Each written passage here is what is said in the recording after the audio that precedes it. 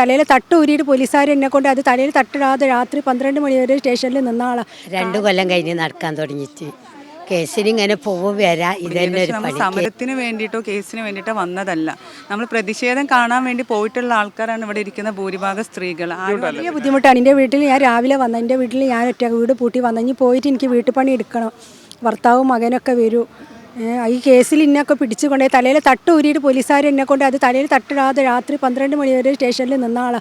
കാൽമേലെ ചെരുപ്പ് ഊരിയിട്ട് ചെരുപ്പിൻ്റെ അത് കഴിഞ്ഞിരിക്കണ പറഞ്ഞിട്ട് അത് എടുക്കാൻ വരെ പോലീസുകാർ എന്നെ അത്രയും ത്യാഗം സഹിച്ച് ഞാൻ അതിന് പോയത്. എൻ്റെ മോന് വിദേശത്ത് നിന്ന് വരണം. അത് കാണാൻ വേണ്ടിയിട്ട് മോനെ എയർപോർട്ടിൽ വിളിക്കാൻ വേണ്ടിയിട്ട് പോയിട്ട് അത് കാണാൻ വേണ്ടിയിട്ട് നമ്മളെ വീടിൻ്റെ ഫുട്പാത്തുമേൽ നിൽക്കുമ്പോൾ ഞാൻ വിചാരിച്ച് എന്നെ പിടിക്കില്ല വെച്ചിട്ട് നിന്ന്. പക്ഷേ ഓരോ അതിൽ എന്നെ പിടിച്ച് വലിച്ച് കൊണ്ടുപോയി. അതിൻ്റെ ചെരുപ്പിടാതെ എന്നെ കൊണ്ടുപോയി തട്ട് ഊരി ഒരു പിടിമേൽ എൻ്റെ സോളിട്ടാതെ ഇത്രയും ആളെ മുന്നിൽ ഞാൻ നിന്ന ആളാണ് ഞാൻ.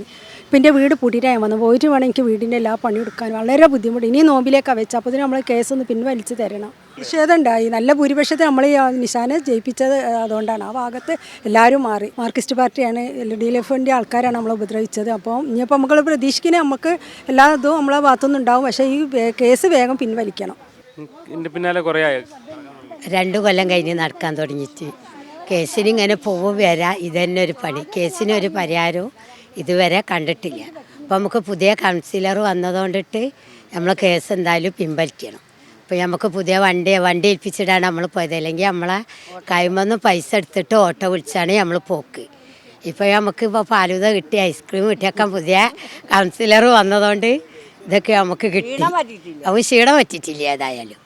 കേസ് ശരിക്കും ഇടയ്ക്കിടയ്ക്ക് കോടതി വരിക ഇത് തന്നെ പരിപാടി അല്ലേ? മാസം കോടതിയിൽ വരുന്നു. അവിടെ തിരിച്ചു പോകും. കഴിഞ്ഞ മാസം കേസ് ഒന്നും വിളിച്ചിട്ടൊന്നുമില്ല. 3-4 ആൾ ലീവായതുകൊണ്ട്. അവിടുത്തെ ഒരു മാലിന്യം വരണ്ടെന്ന് വിചാരിച്ചിട്ടാണല്ലോ നിങ്ങൾ ഇങ്ങനെ ഇറങ്ങിയത്. ഇനി വരാണെങ്കിലും നമ്മൾ വരുത്തിക്കൂല, അത് ഉറപ്പാണ്. അതിനിപ്പോൾ എന്തായാലും മാലിന്യം വരില്ല എന്ന് ഉറപ്പാണ്.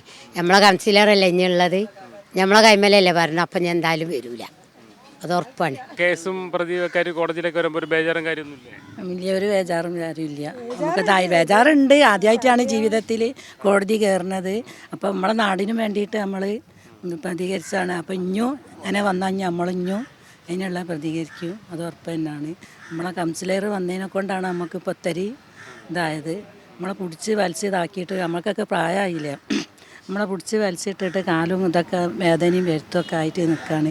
ഇനിയും കോടതി ഇറങ്ങാൻ. അപ്പോൾ അത് ഇനി നമുക്ക് കോടതി കയറി ഇറങ്ങാൻ ഇനി കഴിയൂല. അപ്പോൾ അത് പദ്ധതി ഉപേക്ഷിച്ചുകൊണ്ട് കേസ് കൂടെ പിൻവലിക്കണം സർക്കാർ. സർക്കാർ പിൻവലിക്കണം. അതാ ഇനി നമ്മളെ ആവശ്യം അതാണ്, കേസ് പിൻവലിക്കണം എന്നുള്ളത്. മക്കൾ നല്ല ജോലിയൊക്കെ ആണ്. എന്നിട്ട് ഒരു പെണ്ണ് വന്നിട്ട് മകനെയും പറ്റും ജോലിയും പറ്റും. പള്ളിക്കണ്ടി പറഞ്ഞിട്ട് പോകണം. അപ്പോൾ ഈ പ്ലാന്റ് വന്ന് എന്തെന്ത് പഠിപ്പുള്ള മക്കളാണ്. അപ്പോൾ ഓല ഭാവിയിലേക്ക് ഇത് ദോഷം ചെയ്യൂല. അപ്പോൾ നമ്മൾ അതിന് പ്രതികരിച്ചതാണ്. അതിനാണ് ഇപ്പോൾ നമ്മൾ ഓല അറസ്റ്റ് ചെയ്തത്, കേസാക്കിയതൊക്കെ. അപ്പോൾ അത് നമുക്ക് പിൻവലിക്കണം. കേസിൽ പെട്ടുപോയതിൽ കേസിൽ പെട്ടുപോയതിൽ പ്രശ്നമൊന്നുമില്ല. കാരണം നമ്മളെ നാട്ടിന് വേണ്ടിയിട്ട് തന്നെയാണ് നമ്മൾ അതിൽ കുടുങ്ങിയത്. പക്ഷേ നമ്മൾ സമരത്തിന് വേണ്ടിയിട്ടോ കേസിന് വേണ്ടിയിട്ടോ വന്നതല്ല. നമ്മൾ പ്രതിഷേധം കാണാൻ വേണ്ടി പോയിട്ടുള്ള ആൾക്കാരാണ് ഇവിടെ ഇരിക്കുന്ന ഭൂരിഭാഗം സ്ത്രീകൾ. ആരും അതിലേക്ക് ഒരു സമരത്തിന് വേണ്ടിയിട്ടോ അല്ലെങ്കിൽ ആക്രമിക്കാൻ വേണ്ടിയിട്ടോ അല്ല പോയത്. പക്ഷെ അവരെ ഒരു ദാഷ്ട്യനും കൂടാതെ അവരെല്ലാവരും കൂടി പോലീസ് പിടിച്ച് കയറ്റി കൊണ്ടുപോയി. അവിടെ എത്തിയതിന് ശേഷമാണ് ഇത്രയും ആൾക്കാർക്ക് FIR ഒക്കെ ഇട്ടുകൊണ്ട് കേസ് മാറ്റിമറിച്ചത്. പക്ഷെ ആ സമയത്ത് ഒരുപാട് രോഗികളുണ്ട്. ഇപ്പോൾ ഇത് കാണുമ്പോൾ തന്നെ മനസ്സിലാവുന്നുണ്ടല്ലോ ഇതിൽ എത്രത്തോളം പ്രായമുള്ള ആൾക്കാരാണ്. അപ്പോൾ ഇവരെ മതതീവ്രവാദികളാണെന്ന് പറഞ്ഞിട്ടും അവിടെ നമ്മൾ നാടിനെ നശിപ്പിക്കാൻ വേണ്ടിയിട്ടാണെന്നൊക്കെ പറഞ്ഞിട്ട് കേസ് ഉണ്ടാക്കിയിട്ടാണ് അവർ ഇത്തരം കാര്യങ്ങൾ ചെയ്തിട്ടുള്ളത്. അപ്പോൾ അവിടെ തന്നെ നമുക്ക് ആലോചിച്ചാൽ അറിയാം, ഏതൊരാൾക്കും അവിടെയൊക്കെ പോകുമ്പോൾ മനസ്സിലാവാൻ പറ്റും. ആ ഒരു ഇടുങ്ങിയ ഒരു റോഡ് ലാസ്റ്റ് എൻഡിലേക്കാണ് അഴീക്കൽ റോഡ് എന്ന് പറഞ്ഞാൽ. അത്രയും ജനങ്ങൾ അവിടെ തിങ്ങി പാർക്കുന്നുണ്ട്. ഏറി വന്ന ഒരു 3.5-4 സെൻറ്റിൽ പാർക്കുന്ന അത്രയും തിങ്ങി നിറഞ്ഞു നിൽക്കുന്ന ജനസാന്ദ്രതയുള്ള ഏരിയയിൽ ഈ ഒരു പ്ലാന്റ് കൊണ്ടുവരാമെന്നുള്ളത് കോർപ്പറേഷൻ എന്ത് കണ്ടിട്ടാണ് അത് പ്രാബല്യത്തിൽ കൊണ്ടുവരാൻ വിചാരിച്ചതെന്നുള്ള നമുക്ക് ഒരു ലോജിക്ക് അതിൻ്റെ മനസ്സിലാവുന്നില്ല. കാരണം ആര് വന്ന് നോക്കില്ല. ഇപ്പോൾ നിങ്ങളാണെങ്കിൽ പോയി നോക്കി നിങ്ങൾക്ക് മനസ്സിലാവും ഇത് എങ്ങനെയാണ് നമ്മളവിടെ ഒരു പ്ലാന്റ് എന്ന് പറയുമ്പോൾ അവരുദ്ദേശിക്കുന്ന സാധനം എന്താ, വികസനമാണ്. പക്ഷെ ആ വികസനം കൊണ്ടുവരാൻ പറ്റുന്നുള്ള ഒരു രീതിയിലുള്ള സൗകര്യങ്ങൾ ആ ഏരിയയിലില്ല. അപ്പോൾ അത് കൂടുതൽ ജനങ്ങൾ എന്താക്കാണ്, ബുദ്ധിമുട്ടിലാക്കാണ്. അപ്പോൾ അതിന് വേണ്ടിയിട്ട് അവിടെയുള്ള ജനങ്ങൾ പ്രതിഷേധിച്ചെന്നുള്ളത് സത്യമാണ്. പക്ഷെ അത് അവിടെ ഇത്രയും സമരമാക്കാനും കേസ് നശിപ്പിച്ചെന്ന് പറഞ്ഞിട്ടുള്ള വേറെ രീതിയിലുള്ള പല രീതിയിലുള്ള കുറ്റങ്ങൾ ചാർത്താൻ മാത്രമുള്ളതൊന്നും നമ്മൾ ചെയ്തിട്ടില്ല. കൂടെ വന്നിട്ടുള്ളവരൊക്കെ രോഗികൾ സ്ത്രീകളാണ്, പല രീതിയിലും ബുദ്ധിമുട്ട് അനുഭവിക്കുന്നവരാണ്, ജോലിക്ക് പോകുന്നവരാണ്.